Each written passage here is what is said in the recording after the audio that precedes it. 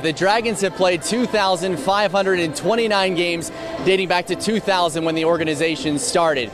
They're billing tonight's game as the biggest game in franchise history. Greg just said 13 teams have never won the Super Bowl. Nobody has ever won the Fox 45 speed dating game until right now. That's when he got a call from head coach Jim Boeheim of Syracuse, who recommended Griffin, saying he was one of the best players he's ever had and he'd be a perfect fit for Archie Miller's staff. It's UD Arena like you're used to seeing it, but also like you've never seen it before. They're at about the halfway point of phase one. Consider what this senior class has accomplished over the course of its career as a whole. A 48-4 record, a national championship, a Big Ten championship, but perhaps what'll mean the most to this senior class when all is said and done, with a win against Michigan this afternoon inside the Big House, 4 pairs of gold pants. And it's about 6 feet away from the so he wants to be a jokester now. Okay. But you know this started with you because you're the one that just said that you're just trying to make people angry. I'm not trying to make people angry. You just said that. That's what comedians do. We make up ironic things. I think it's safe to say Tyvis Powell is the best interview on Ohio State, but he also provides a unique perspective on the Buckeyes quarterback, Cardale Jones. Ohio isn't necessarily a hotbed for professional skiers and snowboarders, but it's the proud home of our next guest. Louis Vito is an Olympic snowboarder and 6-time X Games medalist. Hey, good morning, Megan and Natasha. We're about 12 hours away from tip-off between Wichita State and the Dayton Flyers, and of course UD is honoring this entire tournament run, this entire season, to their fallen teammate Steve McIlvaine, who died last May suddenly of an enlarged heart at his home in Fort Wayne, Indiana, which is why on Selection Sunday, when it was announced that the Flyers would be coming to Indianapolis, it only seemed fitting.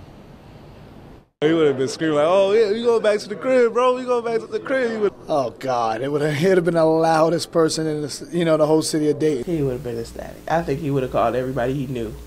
I think he would have tried to get on the newscast to say, "I'm playing in Indianapolis, be there." Steve's mom, Janelle Scholes, couldn't have asked for a better scenario. I said, "We played at home." The Flyers take the court for their NCAA tournament game in Indianapolis, just 2 hours from Steve's hometown of Fort Wayne. We wish that Steve could be here with us on that court, but it means a lot to come back here to his hometown and not only put on for the University of Dayton, but play for Steve. Playing the home state with Steve played that means I know he'll be here watching me.